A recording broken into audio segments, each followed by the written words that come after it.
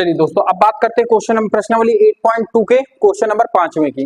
क्या कह रहा है, सबसे पहले इसको पढ़ते हैं फिर क्वेश्चन सॉल्व करते हैं। क्वेश्चन हमसे कह रहा है कि एबीसीडी नहीं समांतर चतुर्भुज एबीसीडी में ई और एफ क्रमशः भुजाओं एबी और सीडी के मध्य बिंदु हैं, जैसा चित्र 8.22 में दर्शाया गया। दिखाइए कि रेखाखंड एएफ और बीसी विकर्ण बीडी को त्रिविभाजित करते हैं। अच्छा, त्रिविभाजित करने का मतलब समझते हो आप लोग? तीन बराबर बराबर भागों में बांटते हैं, मतलब ये बराबर भाग इसके है, ये बराबर, मतलब ये तीनों जितने आपको खंड दिख रहे हैं विकर्ण के, ये तीनों आपस में क्या है, बराबर है। तो इनको हमें क्या सिद्ध करना है, बराबर सिद्ध करना है। आइए चलिए देखते हैं, फिर बात करते हैं। चलिए, आपको अगर इनको बराबर सिद्ध करना है तो कहीं ना कहीं हमें त्रिभुज का सहारा लेना पड़ेगा कि नहीं लेना पड़ेगा? बिना त्रिभुज के तो ये सॉल्व होने से नहीं रहा। अच्छा, एक बात बताओ मुझे, दिया क्या क्या है? दिया है हमें एबीसीडी एक समांतर चतुर्भुज है, मतलब ये एक दूसरे के समांतर है। समझना अब गौर से, अगर मैं कह दूं कि AB बराबर होगा CD के, होगा कि नहीं होगा?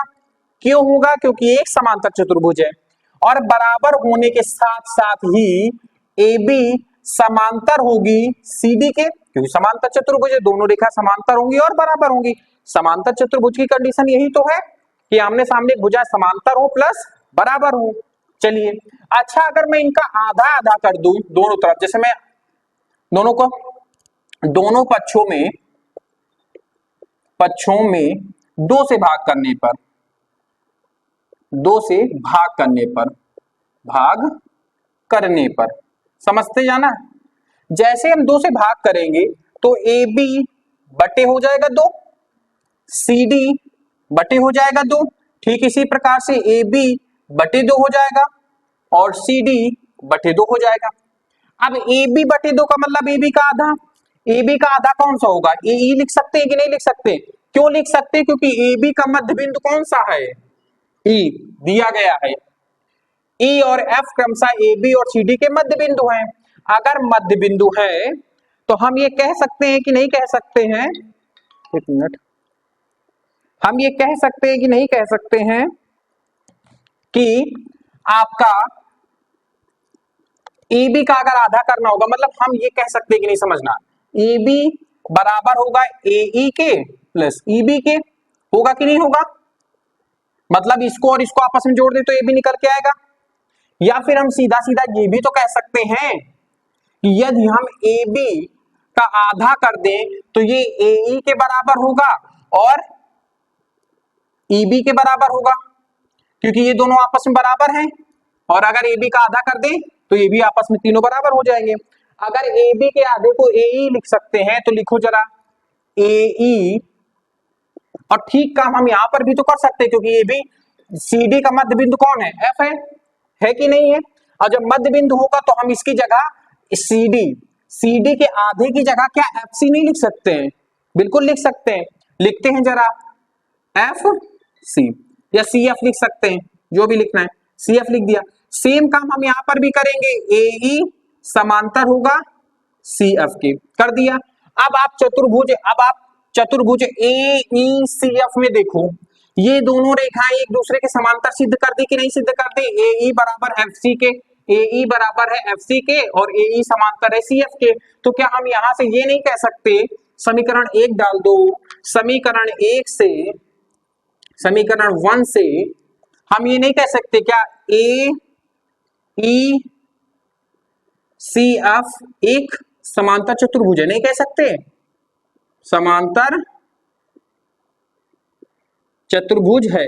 क्या नहीं कह सकते हैं? हम कह सकते हैं, क्योंकि हमने आमने सामने की भुजा बराबर कर दी और क्या कर दिया? समांतर कर दिया। देखो, बराबर भी सिद्ध कर दी, समांतर सिद्ध कर दी। समांतर हमने बराबर ऐसे सिद्ध किया है। यहां तक समझ में आई बात? अब इसके आगे की बात करते हैं। जैसे ही हमने इन दोनों को समांतर सिद्ध किया तो अब हम त्रिभुज लेंगे। अब त्रिभुज कौन सा लेंगे? ABP में, त्रिभुज ABP में। अब बहुत गौर से समझना, इसको अलग बनाते तब आपको बेहतरीन समझ में आएगा। बनाओ जरा सा अलग इसको। ये आपका A है, ये आपका B है, ये आपका P है, ठीक है। और इस AB का मध्य बिंदु क्या है? E है कि नहीं है? और यहां पर कोई Q है, उसको अभी हम देखते हैं, वो क्या है अभी हमें कुछ नहीं पता, यही हमें सिद्ध करना है कि ये इस रेखा का मध्य बिंदु है। ठीक है, आप समझना, जब हमने इस पूरे चतुर्भुज को क्या सिद्ध कर दिया, समांतर चतुर्भुज सिद्ध कर दिया, मतलब आमने सामने की भुजा समांतर होंगी, तो ये वाली भी एक दूसरे के समांतर होंगी कि नहीं होंगी, मतलब एपी किसके समांतर होगी, ये वाली रेखा, मतलब ये वाली रेखा किसके समांतर होगी, EQ के समांतर होगी कि नहीं होगी, क्योंकि ये पूरा एक समांतर चतुर्भुज है, तो हम कह सकते हैं कि नहीं, त्रिभुज एपी में क्या कह सकते हैं, एपी समांतर होगी किसके, EQ के। क्यों होगी, क्योंकि आपका ए ई सी एफ एक क्या है, समांतर चतुर्भुज है, समांतर चतुर्भुज है। बात समझ में आई यहां तक। अगर ये दोनों एक दूसरे के समांतर है तो हम लिख सकते हैं कि समांतर है। अब एक बात बताओ, AB रेखा, AB का मध्य बिंदु कौन है, का मध्य बिंदु कौन है आपका, E है, मध्य बिंदु है। कहां से ये हमें दिया है कि नहीं दिया है, दिया है। जैसे ही ये दिया है, मतलब समझना, एक रेखा के मध्य बिंदु से दूसरी रेखा के समांतर रेखा जब हम खींचते हैं प्रमेय 8.9, तो वो कहां पे जाके प्रतिच्छेद करती है, तीसरी रेखा के मध्य बिंदु पर प्रतिच्छेद करती है। तो यहां से हम ये कह सकते हैं कि प्रमेय 8.9 से, जो इसके पहले वाले क्वेश्चन मैंने लिख के बताया था, आप लिख सकते हैं यहाँ पे, प्रमेय 8.9 से बीपी का मध्य बिंदु कौन होगा आपका, क्यू होगा।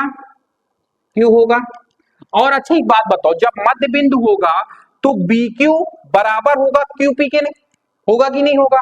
तो यहां पर हम लिख सकते हैं, कंक्लूजन क्या निकला हमारा, कि बी क्यू बराबर होगा किसके, पी क्यू के या क्यूपी के। इसको समीकरण डाल दो ए, क्या डालोगे, समीकरण ए। समझ में आया कि नहीं आया आपको। चलिए अब बात करते हैं दूसरे त्रिभुज की। इतना ये एक पार्ट था, ठीक है, ये इतना क्या था आपका, एक पार्ट था। अब ये वाला समझ में आया चित्र की नहीं समझ में आया। अब बात करते हैं दूसरी त्रिभुज की। अब आप त्रिभुज ये वाला देखो, क्यू को मारो सी क्यू डी में। अब यहां लिखो त्रिभुज सी क्यू डी में, समझना गौर से, सी क्यू डी में, इसको बना लेते हैं अलग, तब आपको बहुत अच्छे से समझ में आएगा।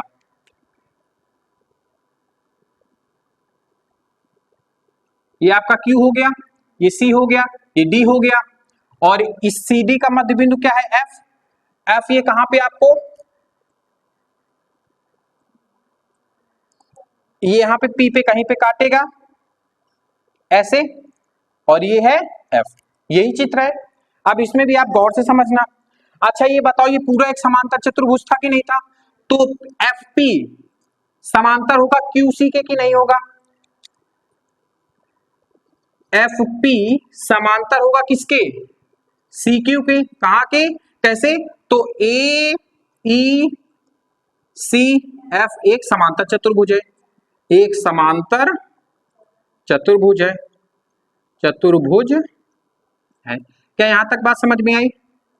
जैसे ही हमने इसको समांतर सिद्ध किया, अब एक बात बताओ, DC का F मध्य बिंदु है कि नहीं है, वहीं पे जैसे हमने उसमें किया था, रेखा CD का मध्य बिंदु